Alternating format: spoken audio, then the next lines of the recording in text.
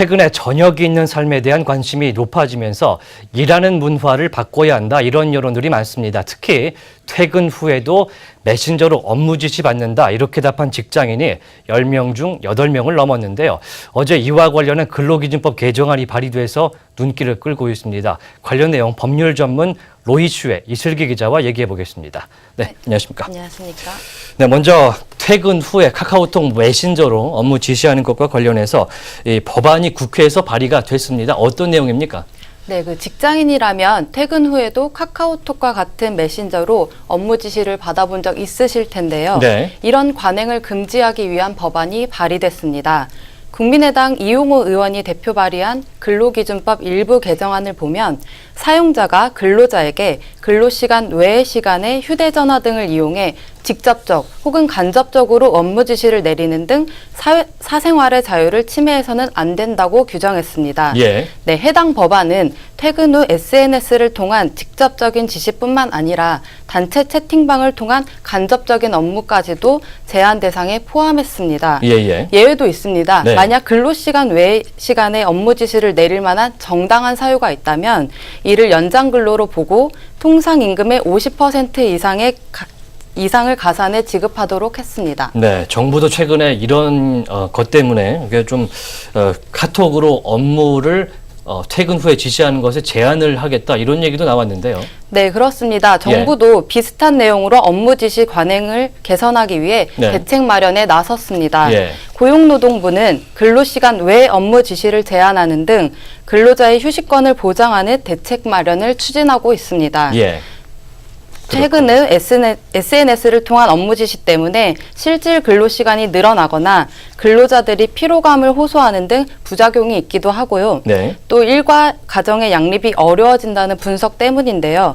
고용부는 연말까지 노사 측의 의견을 수렴하고 실태 파악을 위한 연구 용역을 진행할 방침입니다. 문재인 대통령의 공약사항이기도 했죠? 네, 맞습니다. 문재인 대통령 역시 후보 시절 퇴근 후 업무 지시 제한을 공약으로 발표한 바 있는데요. 이번 건이 그 공약을 이행하는 중에 하나라는 그런 이야기도 나오고 있습니다. 네, 우리나라 근로자의 상당수가 굉장히 많이 일을 하고 있다. 이런 통계가 있던데요. 근로시간 이후의 업무, 이것도 참 많을 것 같습니다. 네, 이 같은 법안이 발의된 배경도 근로자 상당수가 시간과 장소에 상관없이 울리는 메시지 때문에 24시간 출근해 있는 것 같다면서 그 스트레스를 호소하고 있기 때문이라고 이용호 의원이 설명했는데요. 네, 실제로 지난해 대한상공회의소 조사에서 직장인 74%가 퇴근 후 업무 지시에 시달리고 있다고 밝혔고요.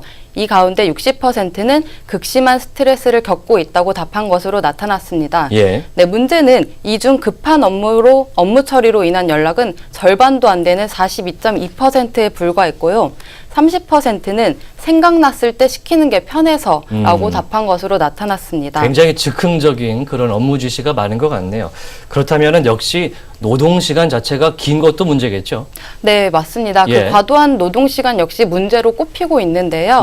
지난해 OECD 보고서에 따르면 2015년 기준 우리나라의 연간 평균 노동시간은 무려 2,113시간입니다. OECD 국가 중에 2위로 꼽히는 불명예를 안기도 했고요. 2,000시간을 넘긴 국가는 우리나라, 멕시코, 그리고 그리스뿐이었습니다. 이처럼 과도한 노동시간과 근무시간 이외의 업무 지시로 인한 직장인의 스트레스가 상당한 만큼 퇴근 후 카톡 금지법이 법제화될지 지켜봐야 하겠습니다. 네, 마지막 질문 드릴 텐데요.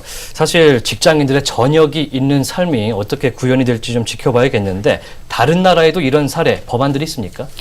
네, 맞습니다. 세계 최초로 퇴근 후에 근로자에게 회사와 연결되지 않을 권리를 보장하는 나라가 있는데요. 프랑스입니다.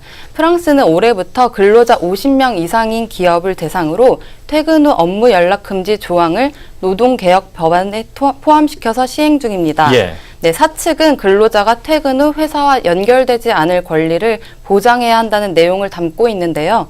이에 따르면 회사는 근로자가 퇴근한 후에 전화는 물론이고 SNS나 이메일, 인트라넷 등 모든 소통 경로를 차단해야 합니다. 네. 다만 퇴근 후에도 불가피하게 연락을 해야 할 특수성이 있다면 노사가 합의하에 방식을 정하면 됩니다. 노사가 합의했어요. 네.